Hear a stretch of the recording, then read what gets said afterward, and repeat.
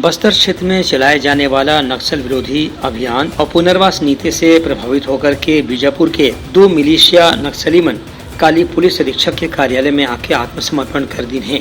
ए विषय में पुलिस अधीक्षक कार्यालय के अधिकारी विनीत साहू बताइन कि नक्सलीमन अपन संगठन के भेदभाव से परेशान होकर के आत्मसमर्पण करे के फैसला करीन है। उसूर एरिया कमेटी में सक्रिय दोनों नक्सलीमन के खिलाफ अलग अलग थाना में कतकुन किस्म के अपराध के मामला दर्ज रही से। विनीत साहू बताइन कि राज्य सरकार के पुनर्वास नीति के तहत दोनों नक्सलीमन ला 25-25 हजार रुपए के प्रोत्साहन राशि दे गए है। छत्तीसगढ़ शासन की पुनर्वास एवं आत्मसमर्पण नीति से प्रभावित होकर और नक्सलियों की खोखली विचारधारा, उनके भेदभावपूर्ण नीति से तंग आकर मंगू नुको पिता जोगा मिलिशिया सदस्य निवासी गलगम थाना उसूर और हड़मा नुको पिता कोसा CNM सदस्य गलगम थाना उसूर ने पुलिस के समक्ष आज दिनांक 9 सितंबर 2023 को आत्मसमर्पण कर दिया।